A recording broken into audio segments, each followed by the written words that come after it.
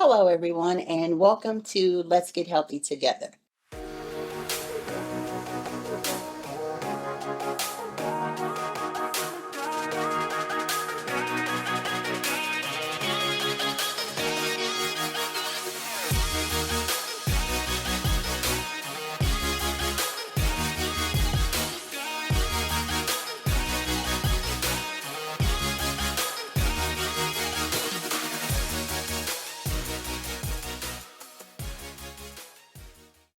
We are your hosts, Kelley and Angelica, founders of ASAC's Empowerment Group. We also have with us Dr. Duana Russell-Thomas, Director of Community Experiential Learning Center here at Washington University. With Let's Get Healthy Together, it's not just about your physical health. We also want to educate you on mental as well as financial health. So with ASAC's Empowerment Group, it is about education, and it's education on all realms. We're here today because we want to talk about the healthy segment, but we also can talk about the education of voting and just learning in general for the communities. We are really focused on our brown and black communities because of the lack of resources that exist. So education is extremely key for us. And I would like to also share about ASAC's Empowerment Group. It's all about collaboration and navigating the resources, which is why we're here in this space today with Dr. Russell Thomas, because the collaboration of working with WashU and CELC is what brings us here today. So, Duana? Yes. All right. Well, I will tell you a little bit about the Silk and how we got to our partnership. The Community Experiential Learning Center is set up as a part of the program in occupational therapy. And what we do is that we take occupational therapy and we partner with community in order to learn with and to learn from and to learn more about each other.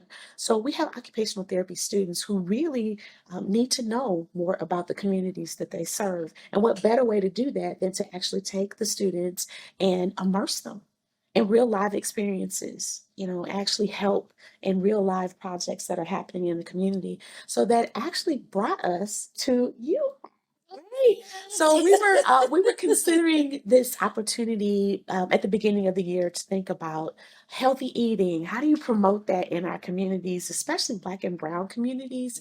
Because we're sitting in a space where there are foods available sometimes, and it might even be healthy foods available, and it's still because it's not something that we grew up with. Yeah. It's something that we kind of resist sometimes, even though we know it might be healthy for us.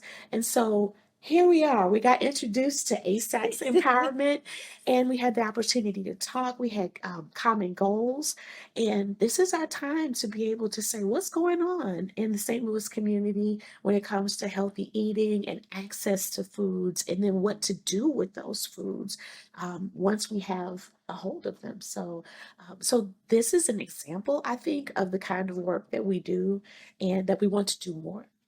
So I'm really excited. Thank you for choosing us. We also have this space that's available. It's not just about the students learning, but it's also about space that's available for community partners. So thank you. Thank you for letting us be a part of your work. Our pleasure.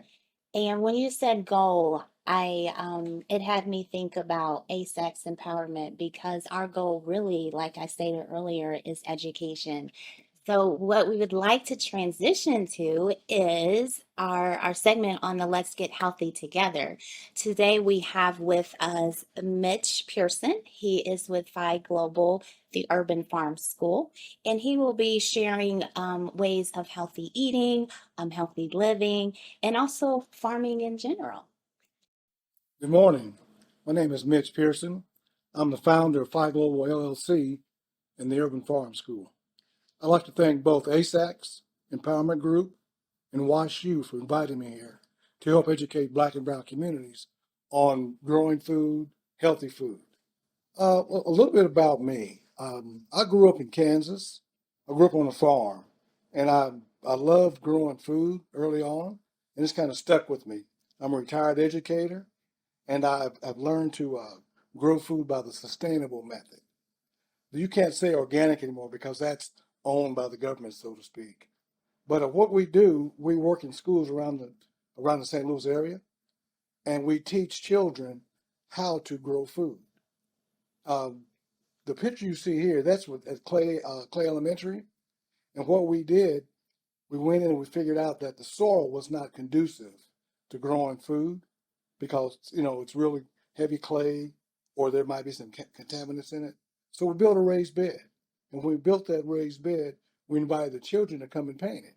So we're incorporating, oh, by the way, I'm a retired art teacher. So we incorporate the arts and all that together to make that a fun experience.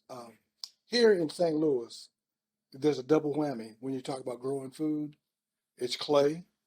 St. Louis is built on clay. As a matter of fact, all the buildings you see around the red brick, that comes from the clay in the soil here. So we had to figure out how to convert that clay into like tillable soil.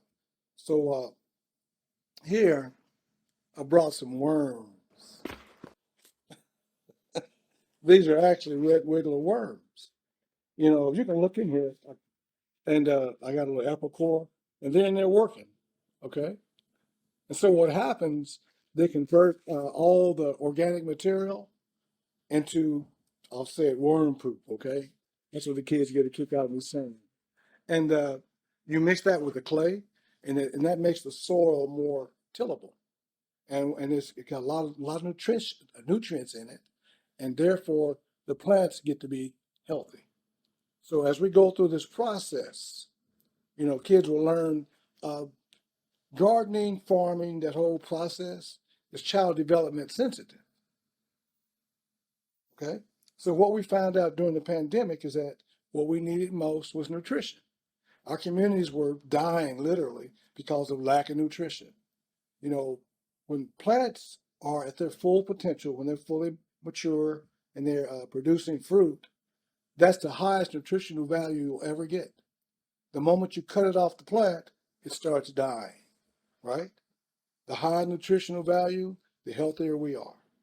We need to really work with our communities to teach them that, because we don't think of food as medicine, but food is medicine. That's what keeps you healthy. You can either pay a doctor or you can pay a farmer. Pay one now or one later. We really got to get that message across in our communities. So what we do, we work with schools, churches, any organization that's interested in learning about how to grow your own food. We talk about, historically speaking, a lot of our grandparents lived to be 90, 100 years old. If you really look at it, they were raising their food in their backyards, right? They were picking food right off the vine and preparing it. And that kept them healthy. There was no mystery as to what they were putting in their bodies. But like now, we have no clue what's going on in our bodies, you know. So by taking those steps and thinking about that whole process, you educate the community. Juicing is a big deal now. And what I want somebody to come over and taste, this is celery right here. And this celery in the store, and this celery that you grow for your own juicing or whatever. So you want to go ahead and grab one, just take a little leaf and taste it, and we'll watch what they do when that happens. This audience is small. Let's give to her first. That's right. It's all healthy. It does smell really good and fresh. Okay. Very robust, Yeah, flavorful, yeah, fleshy. yeah. Very flavorful. So, all foods, like the basic foods that we eat all the time, potatoes, tomatoes, peppers, all that, it's different. It's a difference is night and day. As a matter of fact, there's a big movement, urban farming, and they're starting to label our crops, specialty crops, value-added crops, just because it's grown locally and it's fresh. You really don't know how old that food is on your grocery store shelf. You don't. You really don't. Um, Go back to my background a little bit. I'm a retired educator. I taught elementary school lots of years. I taught both sixth grade and art. I've dual degrees, so about halfway through that educational period, I decided to teach art because I got bored with just teaching basically the basic subjects. Art, you can teach anything. You can use all of STEM, all that, and combine it in art. And that's kind of what we do with our programs. Um, Growing up on a farm, I have 11 brothers and sisters, right? And we grew up right outside of town, the biggest city in Kansas, which is Wichita, in black community. And we had a chance to board a Black Cowboy Saddle Club. So there's a lot of history in all of that activity. Back in the 60s, a lot of people coming up from the South, so to speak, things were changing during the 60s. And they brought their culture with them, which was farming. They brought their horse culture and the whole bit. And we had a 40-acre farm, like literally across the street from Wichita, the city limits. So they brought that culture to our farm, and we grew up in that culture. It was just extended because once you leave the farm and come to the city, you transition to city life. So like if your dad was the farmer coming from, say, Texas, you didn't get that experience. So you kind of lost that. And then when you have, say, grandchildren, they know very little about that. And that's what we're dealing with here in St. Louis. We have great grandchildren from people who came up off the farms. They know very little about the whole process. So when we started doing it, been lots of wonderful stories. We started with some of the community groups and some of the youth clubs. Um, and we were doing a gardening program, I think it's 2018. That's when we really started taking off. And we had a lady from Missouri University Extension, who was the extension agent, was coming in and teaching about, preparing healthy food. So she would bring expensive produce from some of the stores around. I said, look, let me do this. Let me bring some food that I'm growing from the farm and let the children experience that. So I happened to be growing carrots at the time. So I just took a big block of carrots, dug them up out of the ground, and left the dirt there and put it in the tub. Then we brought it to the children, let them dig it out and wash it off and eat it. At first, they didn't want anything to do with it. Oh, this is nasty. This is dirty. But we had one young lady, never forget her face. She went over and washed it off and ate this fresh carrot, and her eyes got big, like, wow, this is good. So all the children started really getting into it. So now the groups we have now, the older, say we have 5-year-old groups now, they are wanting to farm now. It's snow out there. They're asking me, they call me Mr. P. Mr. P, when can we start farming again? So we're going to start the program probably about the 1st of March. And what we do, we start with seeds. We plant the seeds, have them grow. Then they set those little plants out. Then they cultivate them all year. At the end of the year, they pick them and they eat them. We've grown sweet potatoes, popcorn. We grew cotton one year. Imagine that. So, and that whole process, you know, developmentally speaking with children, there's some critical things that need to happen. And if you watch children gardening, it addresses some of those needs, those basic human instinctual needs that they have. And I teach them that, we've been farming for eons. If you think about America and farming and just take, African, the experience, think about that. When they were bringing our people over here, they had thousands of years of being immersed in all kinds of agriculture. I was watching television and there was this young man walking down the street who had this cluster of bees on his arm. He was carrying bees from place to place. I'm like, where would that come from? Who would know that? That's from way back a long time ago, that whole culture of not only just growing food, but adding spices. That's what brings food, prepared food into the culture. That whole cultural wealth. What have we forgotten? That's my big question. As we go through this process, what have we forgotten? And where we are now, hopefully, we can start getting more attention from the community, all different universities. Well, I've worked in universities before, and hopefully we'll continue working with them and just have that support to where we can invest in those communities. In the Black and brown communities, they talk about food deserts. If you think about it, they are not deserts. Things don't grow in deserts. right? Think about that. So if it's not a desert, then what is it? Okay, if you see grass growing in trees and all these beautiful lawns, but then you see food deserts. No, to me, it's food apartheid because it's an intentional underinvestment in certain communities. So what we know that we understand it, so we systematically try to figure out, what are the steps to start um, shifting that. And we work with some of the farmers markets around, some of the newer fledgling markets. And what we're finding out is that a lot of people just don't know what to do with the food when they get it. They just don't know. So we have to take that step back and say, okay, let's educate people. Greens, for example. Greens are high value nutrition. Okay. Tomatoes have a lot of nutritional value. And going back to juicing, if you go to the store and buy that produce and juice it, it's good. It's a good first step.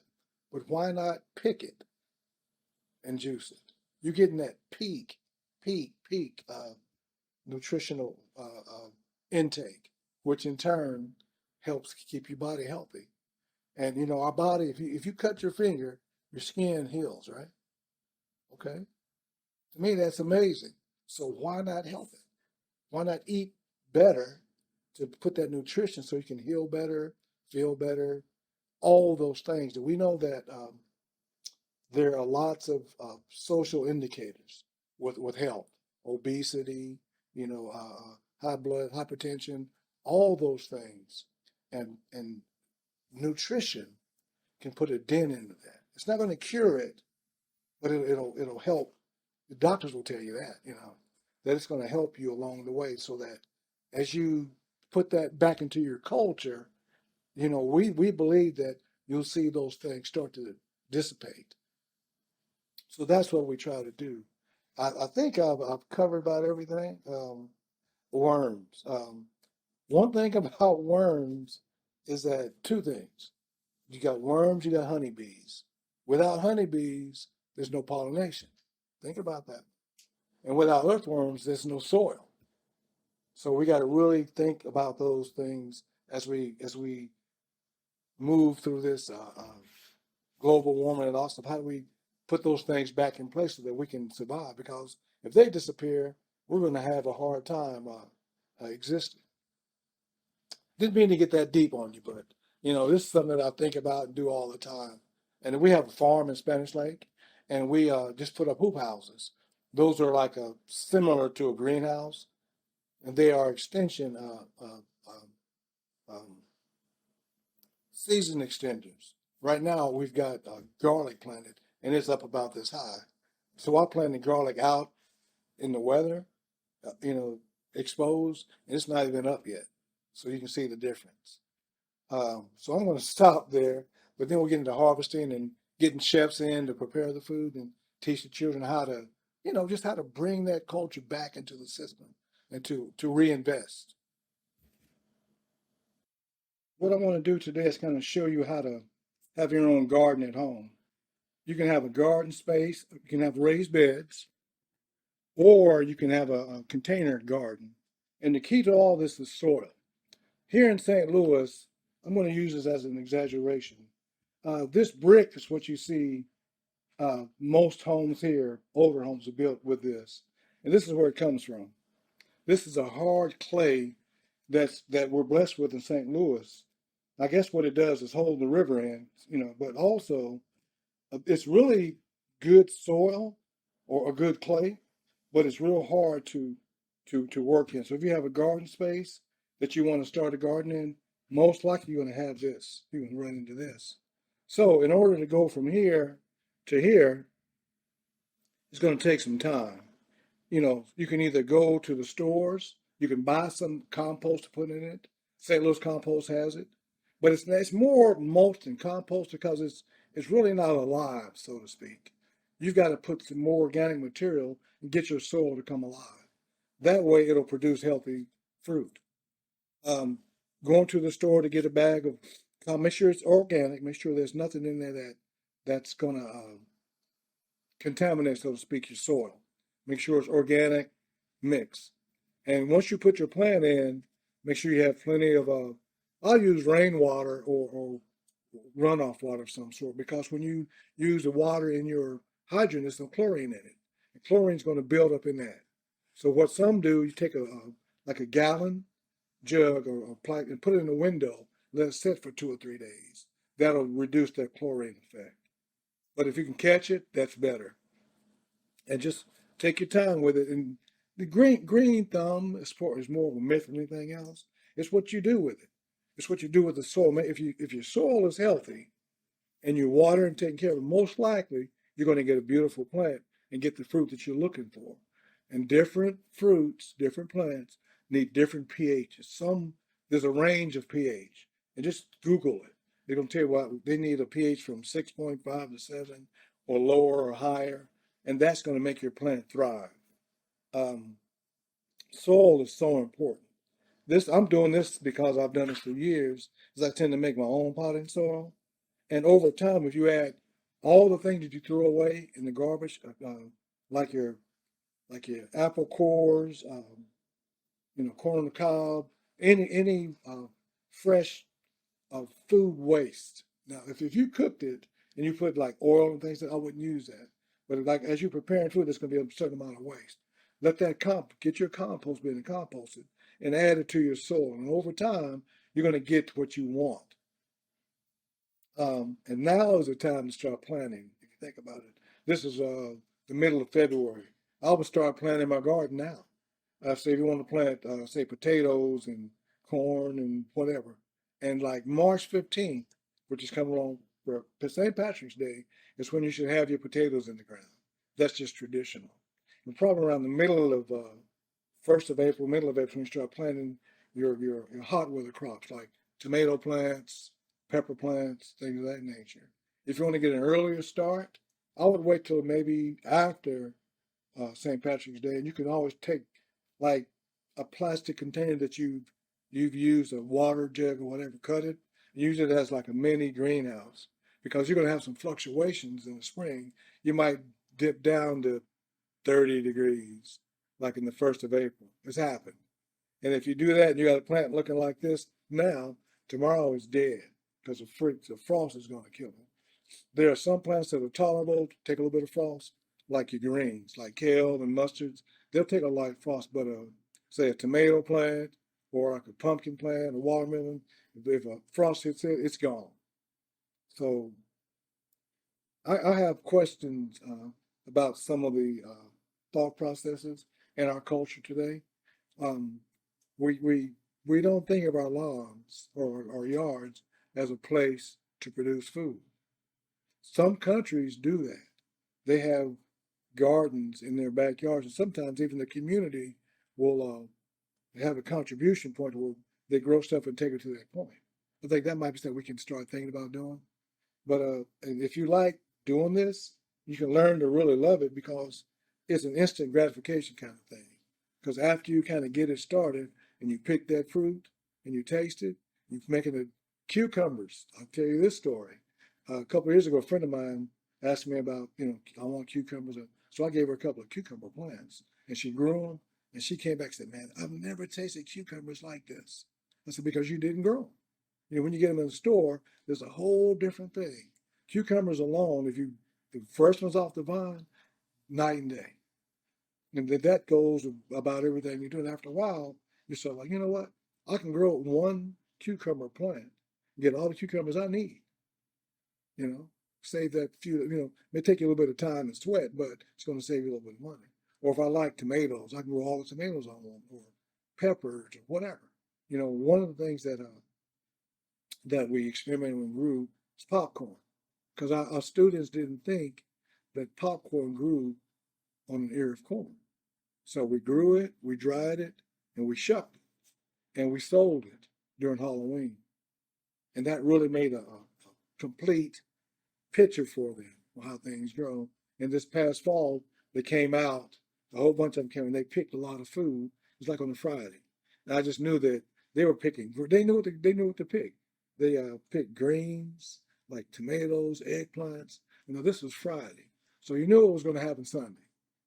It was going to have a serious Sunday dinner, So, and then with sweet potatoes, I've made a lot of connections with families just through sweet potatoes. Because if we're not, when the children are growing sweet potatoes, we would have like when they would pick them up from school, from the programs, we'd have like a bushel there. They would pick out 2 or 3, and they'd take them home, and those fresh sweet potatoes.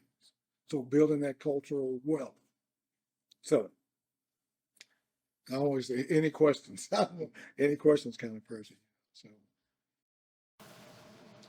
We're back. ASAC's Empowerment Group. It was a fantastic tasting that celery from Mitch Pearson on Definitely. point, wouldn't you say? Yes, definitely a different taste than what you buy at the grocery store. So we highly recommend fresh celery. Yes.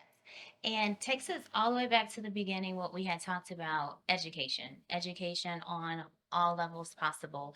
And it was great having Mr. Mitch here with Phi Global, the Urban Farm School. And what resonated to me is he kept asking the question, what have we forgotten? Yes. So just sit in it and think about, because he showed us so many things of how things can be affordable and you can grow them. And in saying that, it just takes us back to where we are. Definitely. Looking forward to more information, more of Let's Get Healthy with ASACs and our collaboration with Washington University, the CELC Center here in OT, in the Occupational Therapist Department. We look so forward to seeing more of you and tune back in to Let's Get Healthy together.